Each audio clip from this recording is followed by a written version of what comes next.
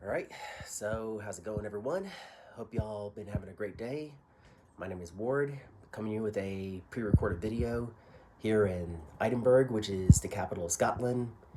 And so, yeah, as you can see, this is my last full day here in Scotland. You know that I was also back in Ireland in as well. But first started with Ireland and also ended off in Scotland just recently.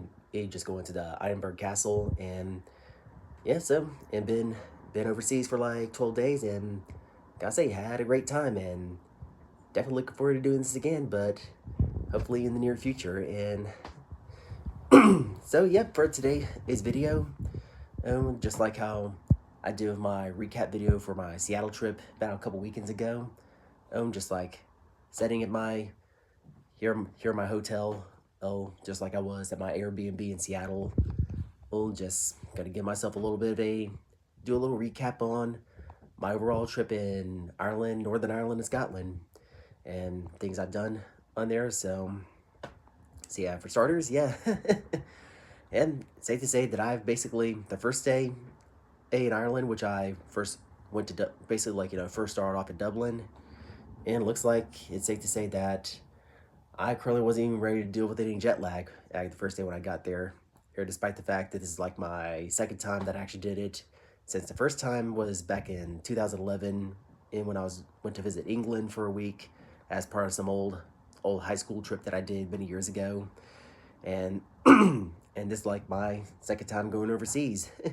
Is while my trip back in Canada about a couple years ago was kind of me just testing the waters of kind of like getting out of my comfort zone of traveling outside the U.S. And man, I gotta say I wasn't even ready, and and due to that jet lag, I was constantly taking so many multiple naps, and to where I wasn't even like feeling like myself that day, to where I had to skip the optional tour to go to the basically going to the Guinness tour and seeing like how Guinness the beverage is actually made and how they do the perfect pour, but that I unfortunately didn't get to experience that, but at least I was able to treat myself for the Guinness in Dublin.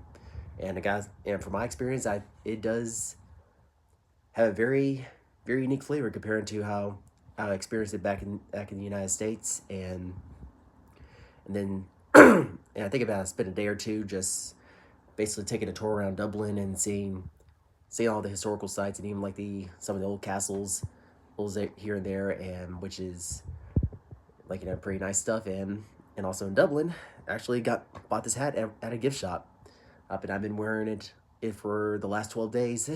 I think the last 11, I think it was like 10 into 11 days I've been wearing this hat as I was like taking the tour around Ireland and right up here to Scotland. And then and we just like made some stops and checking out and actually like left Dublin and then went to explore like the west coast region of Ireland and just seeing like the other cities and all the jazz, and make some stops and seeing some of the ancient in castles, those that are like pretty nice. That are like pretty nice, just like that are dating back in the 6th century, and also basically many centuries before or the United States got established, and just seeing all that actually in person is like really kind of was also pretty awesome, but also got me right into the nostalgic zone back when I was back when I visited England back in 2011, and especially seeing like some of the old churches are like made out of stone as well. It's just it kind of really did put me in that that good old Legend of Zelda mood back then. Kind of feels like I was like going to the Temple of Time in Ocarina of Time.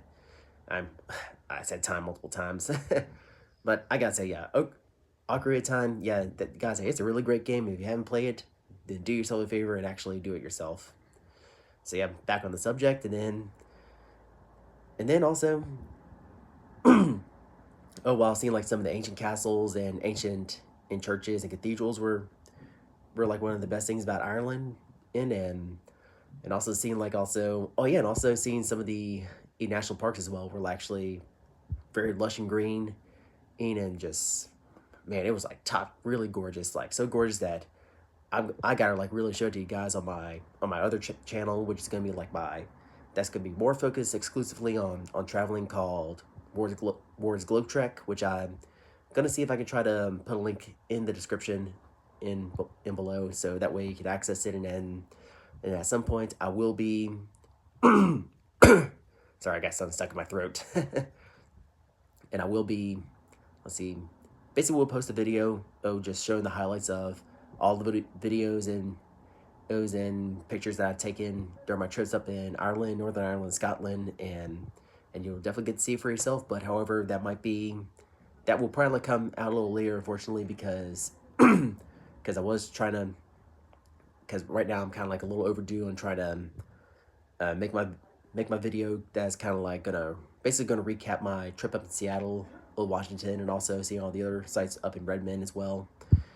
So that's gonna be the first one that's gonna come before I do the Ireland and Northern Ireland and Scotland trip video, which both those videos I do plan on getting up at some point, hopefully by the end of the year, because as once again you gotta do some traveling back to Louisiana next month to see family during Thanksgiving.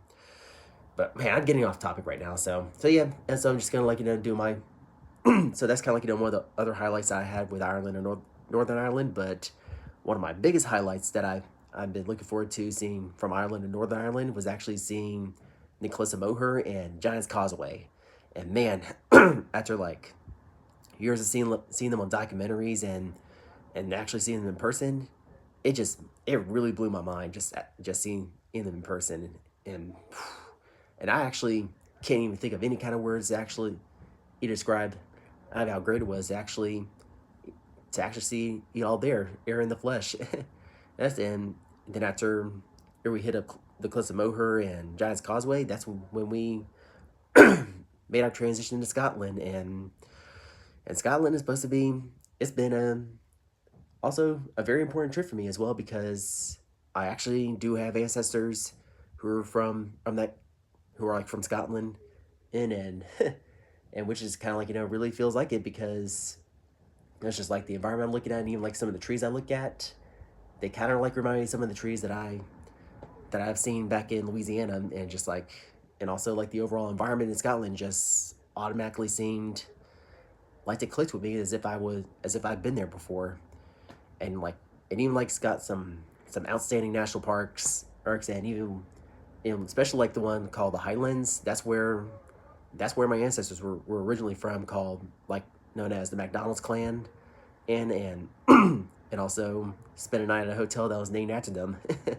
And they also got a bit of a very interesting history, and even they even carried on as a surname way back in the 1800s, back in the United States. Whenever my ancestors, who were originally from Scotland, they basically migrated to North America, specifically up in Nova Scotia, which is up in Canada. Then we also got the Redcoats being a bunch of a-holes, and they just pushed my ancestors down to Louisiana, and also we got the generations of McDonald's, actually, since way back in the American Revolution, where we had Francis McDonald serving for the United States Army. And then and another big controversial thing I gotta say, for the Civil War, it looks like also got Warren McDonald, who served in the Confederacy. And I'm also basically that's where I kind of got my name from. His first name is where my name Ward Levins actually originated from, mostly. But however, basically it was, Ward actually was my father's middle name, but my dad's middle name, he got it from my great-great-grandfather Ward McDonald back in the 1800s. And then my dad's middle name ended up becoming my first name back in 1993. And I gotta say, very, very rich history. And so, and then and also I just got to see a lot of great sights. And man, and just finishing off with just seeing the Castle of Edinburgh, the Edinburgh Castle. Well, that was a great way to end it off. And man, I gotta say, this trip is definitely gonna be one of those trips I will remember for a lifetime. And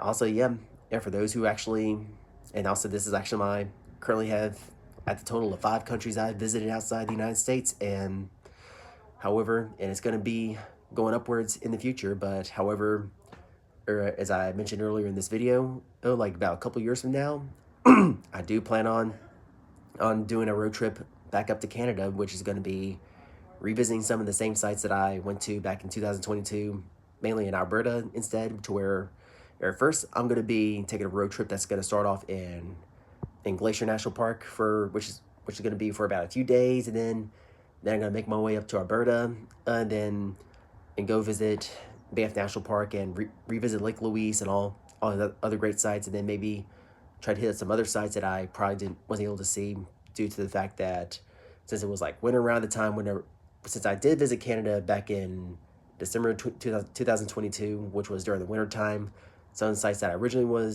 had on my itinerary wasn't able to get to see due to the fact that there was like snow going on, and especially driving through Ice Hills Parkway.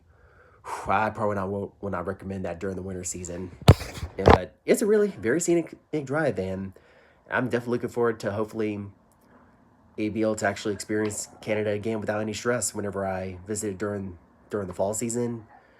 Ooh, man, just 2 years from now, that's when I'm planning on going back, and so that's all I gotta say. And for those who really want to actually try to get into traveling abroad outside the United States, it's actually, believe it or not, it's actually pretty doable, and it's going to be, and it all just boils down to being good with your finances, and actually know how to be very disciplined with your spending habits, and don't even try to constantly mindlessly spend it on useless stuff that you don't need, eat, or even just constantly going out to eat, and just learn how to be a minimalist. Like, as long as you know how to do that, you should be good. And on top of that, my strategy when it comes to planning for trips like this is you gotta give yourself about a year to actually plan these trips out and pick some itineraries, and also do some research. Take some time to research these countries that you want to try to visit, and for most overseas tours, I would definitely recommend try to find try to find a tour guide to actually hire for those trips, such as the ones that usually involve being part of some group, and actually riding a coach around the country. So that way it'll be a lot more relaxing. And that way, if you're like living in the United States and want to try to visit maybe England or Ireland or Scotland like I have, but do not want to deal with this learning curve of having your driver's seat on the right seat and also driving on the left lane, to where everything is like the complete opposite that we do over there in North America, then that thing, yeah, taking those kind of these massive tour itineraries where you just basically gotta take a coach and then also spend a night at multiple hotels. There are some that are actually pretty affordable, which for me, it only cost me around $4,000, and to actually get this all set up, and but if you're actually going to, but you can't just sit on it, like as I mentioned before, with just like giving yourself a year to plan these out. Now you gotta make sure you gotta get this all booked months in advance, like get it all paid for and booked months in advance, as otherwise it'll all go away. And if you just let it sit there, then the price will actually keep on increasing month by month.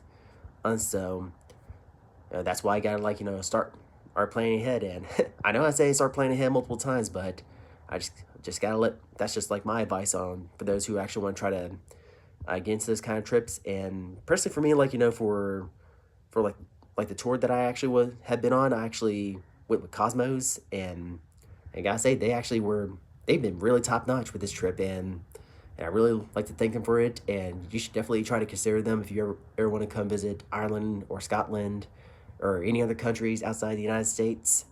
And definitely do it.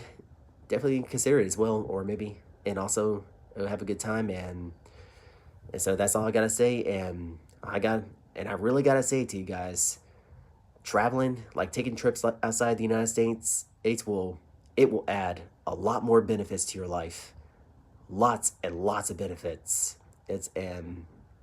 Because how it is like in the United States, like the usual old toxic routine that we got to go through, where it's just like clocking in and out of a 9 to 5 every day, and then basically just being stuck in on some routine on autopilot. That's usually you gotta take some, y'all gotta break out of that routine and take some time to get out of the matrix every once in a while. And just trips like this, like traveling abroad, will also get you exposed to different cultures, and you're just not also constantly, you're basically breaking out of those daily or weekly habits that you usually do back at home. You actually get breaking out of it will actually be pretty good for you. And getting exposed to different cultures will also give you a better point of view. And so yeah, that's all I gotta say. And I gotta say, total 5 countries down in Ireland, Northern Ireland, Scotland. I'm definitely gonna be remembering this for a very long time. I'm definitely looking forward to doing something like this again in a couple of years. And you know, that's all I gotta say. And so yeah, that's all I gotta say right now, guys. And hope y'all have a great day. And by the time when I get back and all that stuff, and I hope you guys have a great day. I'll see you all in the next one. That's all I gotta say, right? Peace out.